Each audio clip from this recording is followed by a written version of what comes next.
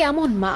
নিজের শখ পূরণের জন্য 4 মাসের সন্তান বিক্রি করে দিলেন মাত্র 45,000 টাকায়। তারপর সে টাকায় কিনলেন নাকের নথ, পায়ের নুপুর, মোবাইল ফোন সহ নানা সাজ পোশাক। সামান্য টাকার বিনিময়ে নিজের নারী ছেঁড়ার ধন তুলে দিলেন অন্যের হাতে। টাঙ্গাইলের মধুপুরে ঘটেছে এ অবিশ্বাস্য ঘটনা।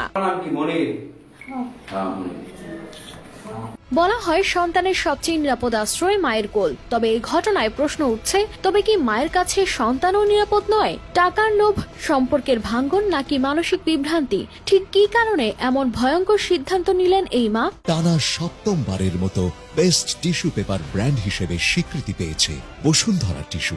বুয়াপুর ওইখানে যায় সিরাজগঞ্জের মানুষের কাছে বাচ্চারা বিক্রি করে দিছে। তারপরে 45,000 টাকা বিক্রি করছে। সেই টাকা দিয়ে নুপুর কিনছে, নাকফুল কিনছে, নতুন কাপড় চোপড় কিনছে, বোরখা কিনছে, তারপর নুপুর বানাইছে, মোবাইল কিনছে। বারবার